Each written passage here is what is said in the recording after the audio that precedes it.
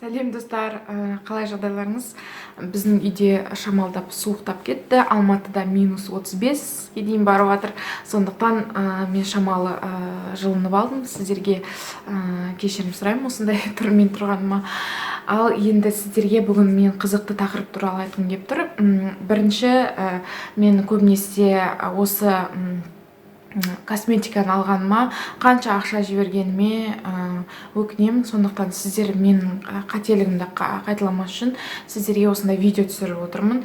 Көбінесе мен алған кезде мен аптекаға барып бетіме крем алмаймын. Мен көбінесе продукт алып жүрген кезде сол супермаркеттен L'Oreal, Nivea, тағы не бар, Garnier, солардан ала салатын тұғым. Сол кезде қанша теңгеге, 2000 теңгеге, 1500 теңгеге бір крем алсаң, мысалы, сол деген келген кезде бетіңе дым жаман болып кетеді, бетің одан самайын нашарлап кетеді, ол жақсартудың орнына нашарлап кетеді. Сондықтан сіздерге осындай қателікті жібермес үшін мен сіздерге осымен бөліскім келіп тұр. Мен бірінші сіздермен Nivea туралы айтқым келіп тұр. Мен Nivea'ның осы менде құтылары сақталғандары ғана. Болысы менде Nivea увлажняющий крем для лица дейді. Интенсивно питает, быстро впитывается дейді. Бұл айтқым келеді. Быстро впитывается, 100 мл аш. Ол көп кремге 100 мл. Быстро впитывается, бірақ бетіңіздегі барлық порлардың бәрі, бетіңіздегі барлық ауа жұтпай бетіңізді бітеп тастайды. Мына кремді ешқашан алушы болмаңыздар. Бұл ужасный крем, қараңыздар. Мен бұл жаққанда жоқпын. Іші деген андай парафин андай болады ғой. Қалай айтсам болады? Поролон, парафин дейді ғой. Бетке жаққан кезде беттің бәрін андай бітеп тастайтын, порлардың бәрін бітеп, порлар бітелгендіктен астынан ауа жұтпаған бет жылап, астынан безеулер, неше түрлі бетін қызарып кететін кремнің бірі. Ешқашан алмаңыздар. Мен қандай бет болса да, сухой бет болса, бұны қаяққа қолданып білмей, мен аяғыма қолданып жүрмін арасында, аяқты жағуға. Солай. Екінші, Nivea-ның тонигі. Дәл сол линияның тонигі, бұл да ештеме істемейді. Көріп тұрсыздар ғой, мен жақтым, жағалғанымша, бірақ бетке ештеме істемейді. Ешқандай әсер жоқ. Сіз бетіңізде су жағып атқан сияқтысыз. Для проблемной кожи дейді, очищает, тонизирует, помогает предотвратить несовершенство дейді. Бірақ оған сенбеңіздер, ол онша емес. Фирма ол Garnier. Кешіріңіздер, L'Oreal фирмасының кремі. Бұны менде ешқандай қолданған жоқпын, жай ғана қолдан. Бұл да бетті бітеп тастайды. Беттегі кожаның бәрін бітеп, онша емес, алмай қойыңыздар. Және де көздің айналасына арналған L'Oreal'дің кремі, ретинол бар деп айтылған. Бұның ішінде ретинол деген ол көз айналасына арналған. Жалпы ретинол деген витамин А-ның аналығы, бетті жақсартуға арналған. Жалпы бұл маған ұнаған жоқ, өйткені көз айналама менде аллергия берді. Көзім жасаурай берді да, сондықтан бұл да ұнамайды L'Oreal'дікі.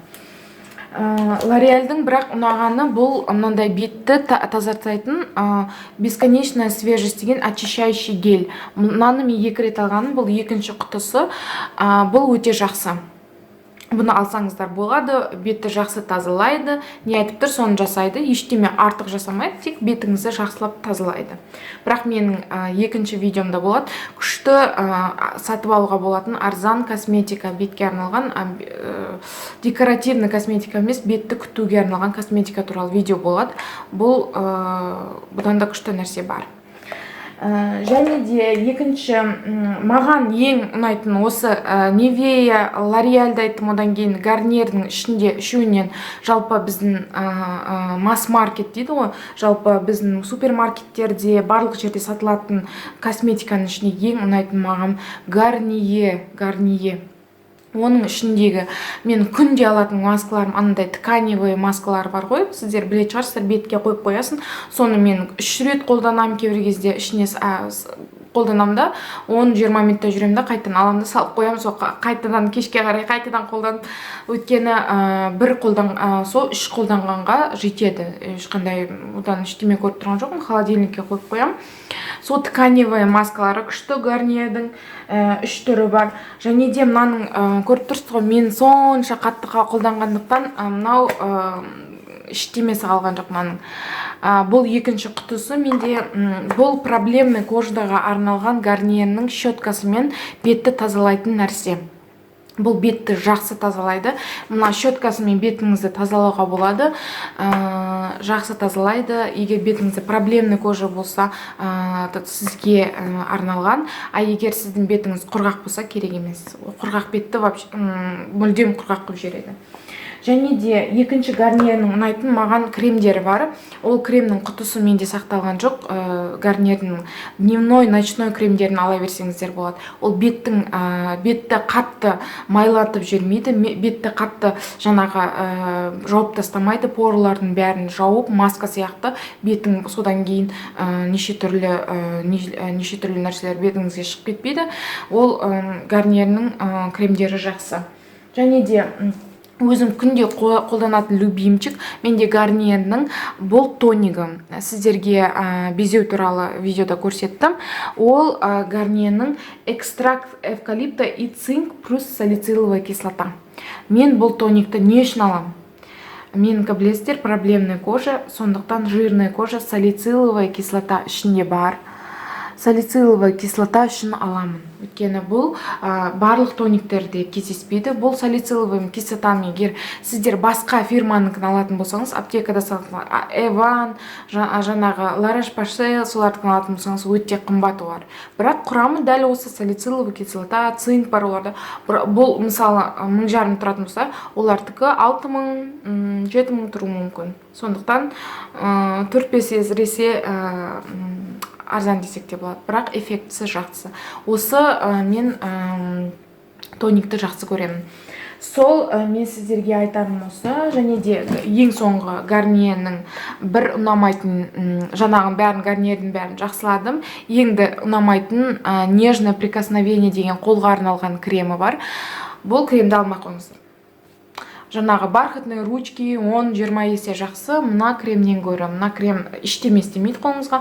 Тез, ол легкий, былай айтқанда жеңіл, қолыңызға тез сіңіп кетеді, бірақ ешқандай қолыңызды және қоректендіріп, ылғалдандырып, қолыңызды прям крем жаққаннан кейін қолыңыз былай жақсы болып қалады ғой, ондай әсер болмайды. Бұл өте жеңіл десем де болады, маған ұнаған жоқ. Бұл ештеңе істемейтін сияқты. Сондықтан бұдан да күштілер бар. Сол бархатный ручкада алып жүрсеңіздер, ол бұдан 2 есе жақсы десем де болады. Сол сіздерге осы обзорым ұнаса, лайк қойыңыздар, және менің каналыма жазылыңыздар. Астында подписка деген қызыл нүкте бар, соны бассаңыздар жазыласыздар, және де достарыңызға бөлісіңіз. Может, сіздер көмектесіп қаласыздар сол қыздарға кеңестеріңізбен. Менің видеомен бөлісіңіздер. Сау болыңыздар, пока.